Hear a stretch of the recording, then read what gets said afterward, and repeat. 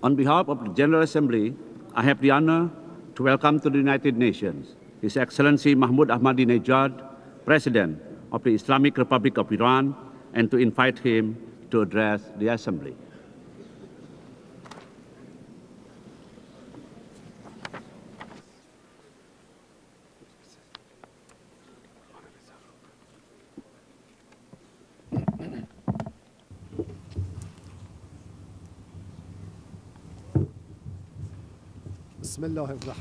In the name of God, the compassionate, the merciful, all praise be to Allah, the Lord of the universe, and peace and blessing be upon our Master and Prophet Muhammad and his pure household, and his noble companions and all divine messengers.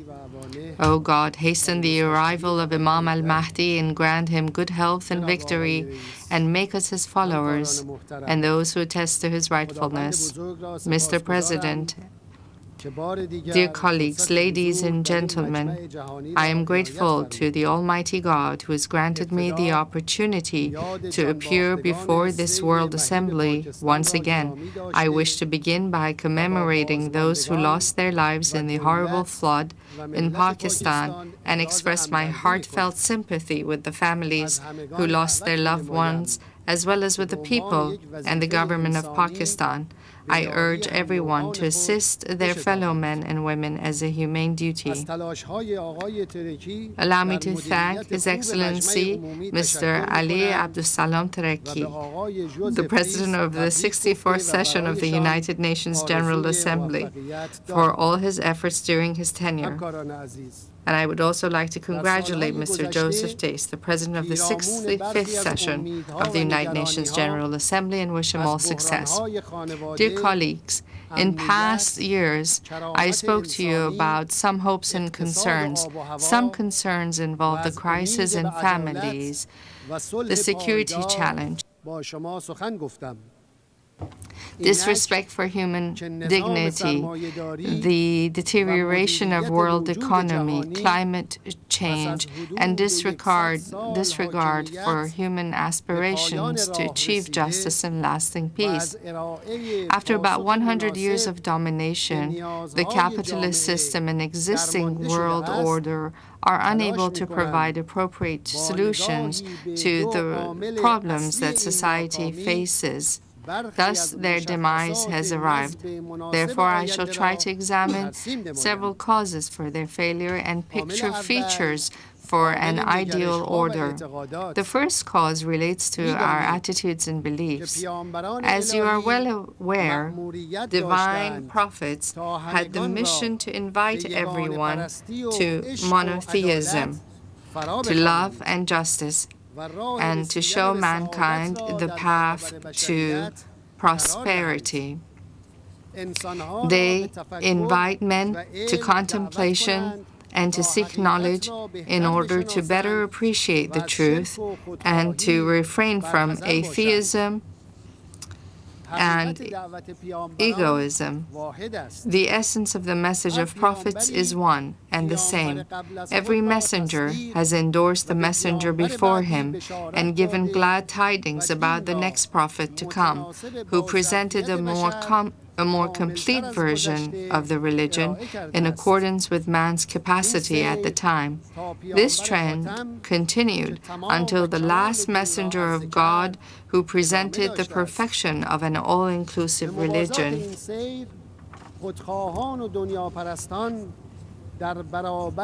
In opposition to the call by the prophets, the egoists and greedy stood up against their clear call, revolting against their messages.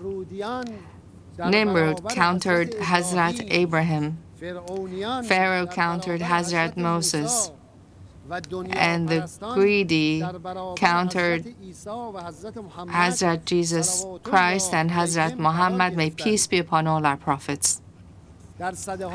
In the recent centuries, human ethics and values have been rejected as a cause for backwardness.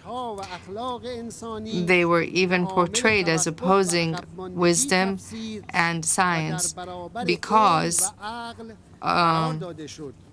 the proclaimers of religion in the dark ages of the West inflicted man with backwardness.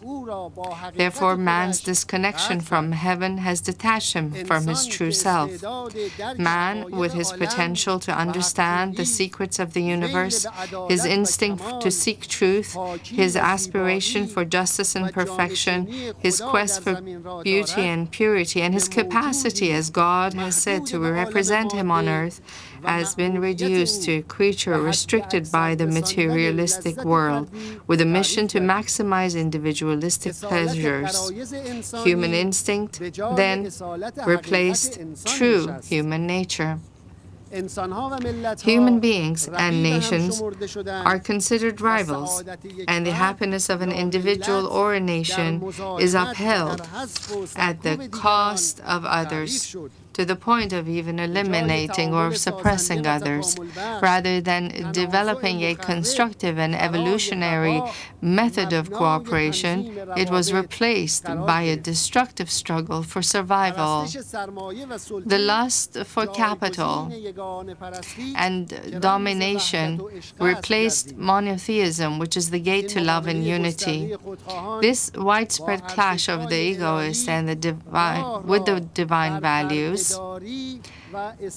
gave way to slavery and colonialism. A large part of the world came under the domination of a few Western states. Tens of millions of people were taken to slavery, and tens of millions of families were shattered as a result. All the resources, the rights, and the cultures of the colonized nations were plundered. Lands were occupied, and indigenous people were humiliated and mass murdered. Yet nations rose up. Colonialism was alienated, and the independence of nations was recognized.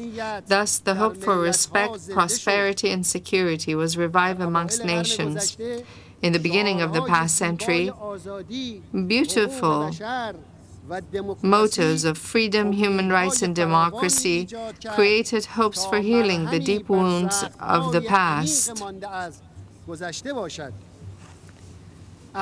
Today, however, not only those dreams are not realized, but memories, even at times more bitter than before, have been recorded in our history.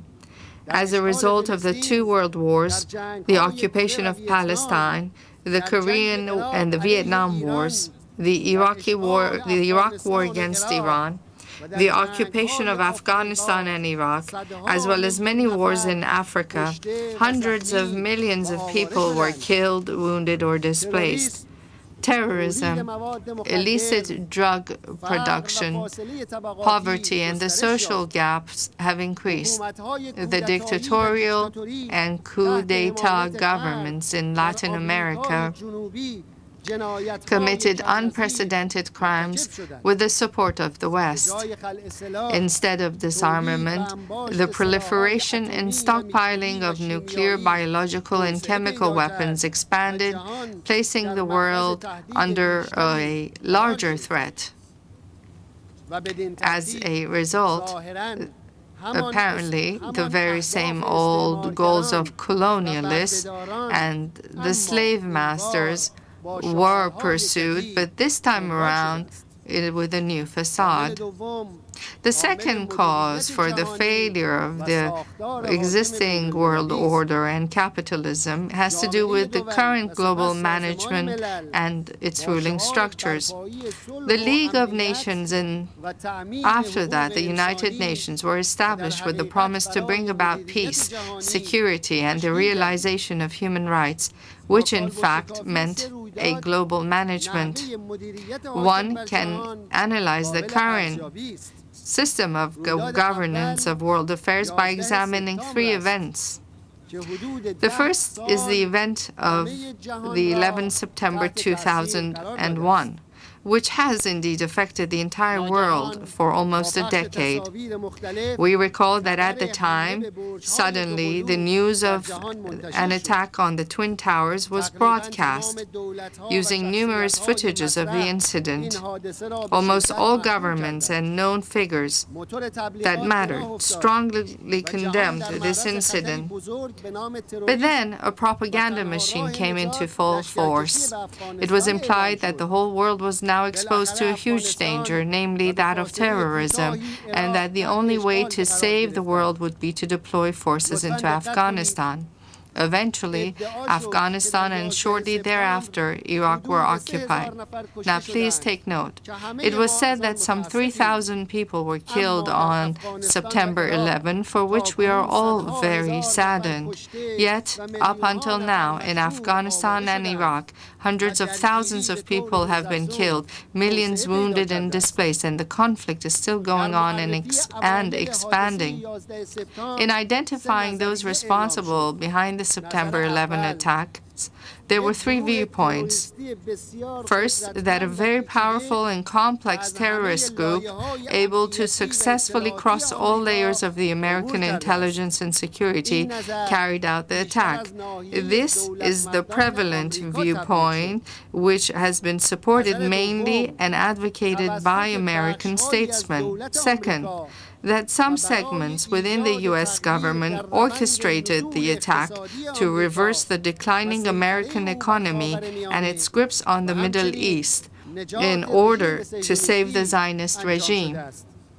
The majority of the American people, as well as most nations and politicians around the world, agree with this view.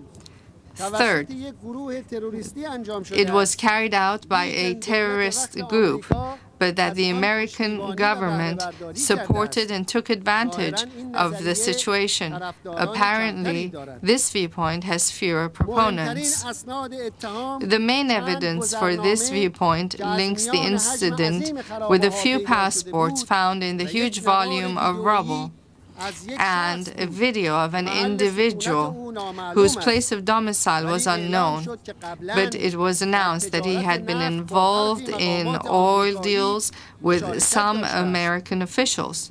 It was also covered up and said that due to the explosion and fire, no trace of suicide attackers was found. Regardless of each of these three viewpoints, there remain a few questions to be answered. First, would it not have been sensible that first a thorough investigation should have been conducted by independent groups to conclusively identify the elements involved in the attack and then map out a rational plan to take measures against them? Second, assuming the viewpoint of the American government, is it rational to launch a classic war through widespread deployment of troops that led to the death of hundreds of thousands of people to counter a terrorist group?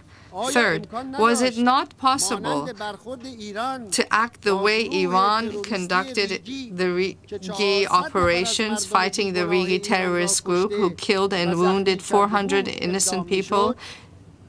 In the Iranian operation, no innocent person was harmed.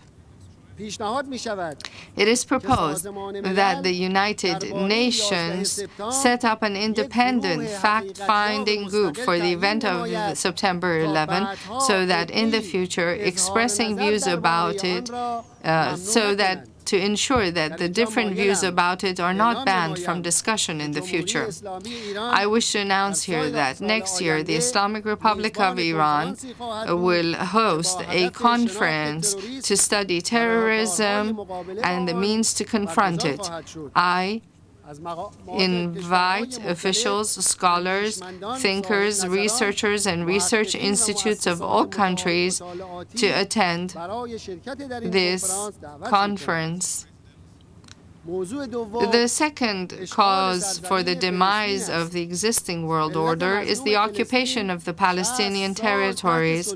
The oppressed people of Palestine have lived under the rule of an occupying regime for 60 years, been deprived of freedom, security, and the right to self-determination, while the occupiers are given recognition. On a daily basis, the houses are being destroyed over the heads of innocent women and children.